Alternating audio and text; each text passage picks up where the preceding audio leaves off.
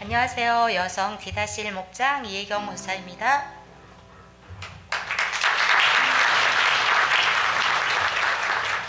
저는 인도 아웃리치를 가기 전에 너무나 치열한 영적 싸움과 현실의 어려움이 찾아왔습니다. 지난 몇 달 전 유치원 3법이 국회에 통과가 되었고 유아교육에 많은 변화가 있었는데 그 중에 하나가 교재를 쓰지 않는 것이었습니다. 유아출판 사업을 하는 저희는 직격탄을 맞게 된 것입니다. 그래도 1년은 더 가겠지 했는데 인도 아웃리치 무렵 여기저기서 교재를 끊겠다는 연락이 오고 지사들마저 이제는 교재 영업이 끝났다고 두 손을 드니 본사인 저희는 가장 큰 타격을 입을 수밖에 없는 상황이 되었습니다. 초등사업을 이제 막 벌렸는데 유아출판이 문을 닫으면 어디에서 자금이 들어와 초등교재를 개발해야 하나 막막함과 걱정이 몰려왔습니다. 1월부터 당장 들어오는 수입이 끊기니 너무나 당황스러워 아웃리치 준비에 집중을 할 수가 없었습니다. 설상가상 아웃리치 비용을 다 지불하지 못해 선교회 본부 담당 목사님께 양해를 구해 후불로 가게 되었습니다. 이렇게까지 해서 가야 하나 하는 자괴감도 들고 사업이 절단난 상황에 인도 아웃리치가 웬 말인가 하는 마음이 들었습니다. 이제와 못 간다고 하면 성교회 본부와 우리 교회에 폐가 될 것 같아 무조건 가는 것으로 마음을 정했지만 인도 아웃리치 준비에 집중이 되질 않았습니다. 그렇게 저는 무겁고 힘든 상황 속에서 인도 아웃리치를 가게 되었습니다. 첫날 목이 아프고 몸살 기운에 컨디션이 안 좋아 안 좋은 채 들어간 숙소는 작년 목사님께서 묵으셨던 그 방 같았습니다.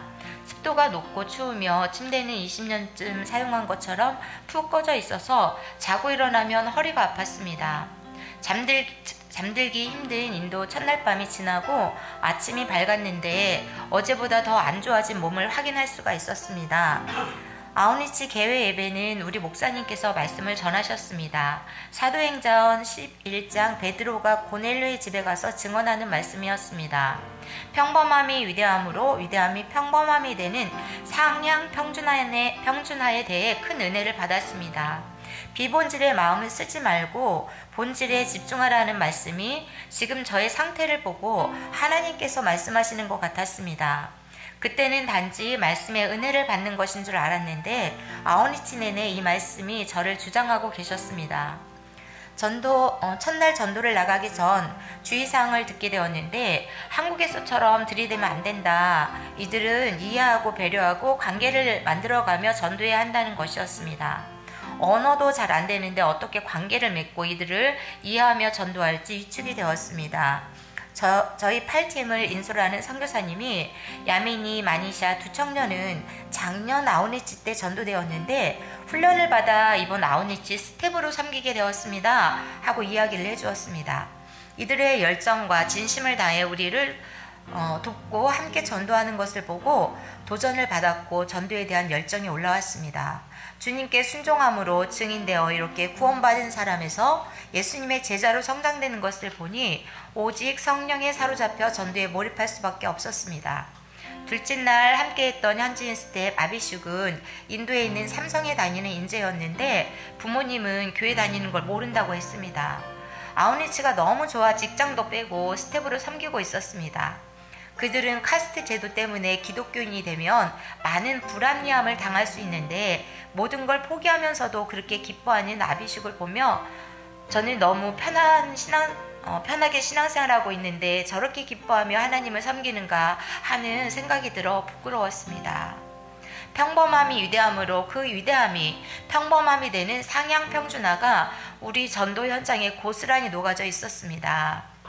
저희 팀은 델리 두날개 교회를 탐방하고 도고 기도를 했습니다. 그리고 저는 치유 기도를 받았습니다. 찢어질 듯 아팠던 목의 통증과 목이 부어 귀까지 웅웅거렸던 모든 증상이 눈 녹듯 사라졌습니다. 할렐루야, 하나님께서 하셨습니다. 하나님의 은혜입니다. 이렇게 멋진 하나님의 은혜로 너무나 기쁘고 감사한 시간을 보내고 숙소에 들어오니 역시 축축하고 추운 환경은 그대로였습니다. 우리 청년들의 도움으로 핫팩을 껴안고 잠들어야 했으나 마음은 천국이었습니다. 주일 초청 예배에는 전도했던 남자 청년 한 분과 여자 두 분이 오셨습니다. 우리는 서로를 알아보았고 함께 사진을 찍으며 기뻐했습니다. 관계를 맺으며 전도하니 서로를 기억하게 되는 것 같았습니다. 그리고 신방 갔던 미나미 가정의 두 분의 어머니가 예배에 오셔서 서로를 반가워하며 사진을 찍었습니다. 그 가정은 마치 루디아 가정 같았습니다. 그 가정을 통해 그 건물에 복음이 전해지고 있었습니다. 아이들과 함께 기도하고 치유기도도 하며 하나님의 은혜를 나누는 귀한 신방이었습니다. 오래 잊혀지지 않을 그 가정과 이웃을 생각하며 기도 안에 담습니다. 저는 빈틈이어서 바라나시를 가게 되었습니다. 바라나시는 제 인생에서 영적으로 정신적으로 가장 큰 충격을 주는 곳이었습니다. 지금도 그곳의 사진이나 영상을 보면 그때 그 느낌과 기분 그리고 묘한 냄새까지 그대로 떠오릅니다. 영적인 무지와 혼탁함이 인간의 삶과 내면을 이렇게 만드는구나. 온통 잿빛으로 물든 도시, 회색으로 느껴지는 표정들, 죽음이 삶이 되어버린 도시를 다니며 내내 고통스럽고 마음이 무거웠습니다. 바라나시 강은 시신과 뼈가루로 오염되어 강 여기저기에서는 뽀글뽀글 기포가 올라왔고 물은 그들의 영적인 혼탁함만큼이나 혼탁했습니다. 그렇게 많은 배가 강가에 메어져 있는데 2박 3일을 다녀봐도 아무도 고기를 잡지 않는 걸로 봐서 그 강에는 고기가 살지 않거나 고기를 잡아먹는 것이 안 좋다는 것을 아는 것이 아닌가 하는 생각이 들었습니다. 하루에 시신이 100여 구가 매일 그곳으로 들어온다고 합니다. 시신을 태우는 곳이 밤낮 이어졌습니다. 하루도 그 불이 꺼지지 않는다고 합니다. 사람들은 시신을 메고 들어오면 강에 잠깐 담궜다가 석유를 뿌려 태우기 시작합니다. 강에 담그는 것은 강물로 영혼이 속죄되어 윤회의 고통에서 벗어나게 되기 때문이라고 합니다. 시신을 태우는 그 화장터에는 아이들이 뛰놀거나 돌아다니고 있고 개들은 여기저기서 먹이를 먹고 있습니다. 인도는 아이와 결혼하지 않은 여자는 사람으로 취급하지 않기 때문에 죽으면 그냥 강물이나 강에 던져진다고 합니다. 그러면 개들이 달려들어 먹는 것입니다. 죽은 시신이 던져지고 뼈가루가 뿌려지는 겐지스 강을 신성하게 여겨 목욕을 하거나 물을 퍼마시는 장면을 직접 볼 수가 있었습니다. 너무나 기막힌 장면들을 보니 다리가 덜덜 떨리는 것 같았습니다. 화장터로 가던 길에 제법 큰 뼈조각을 보았습니다. 아직 피가 마르지 않은 뼈조각이 왜 길가에 널브러져 있는지 알 것 같았습니다. 바라나시는 죽음의 도시였습니다. 죽음을 기다리다가 죽음 후에 화장되어 강에 들어가 다시 인간으로 태어나지 않는 것이 축복이라고 믿으며 불쌍하게 살아가는 사람들이었습니다.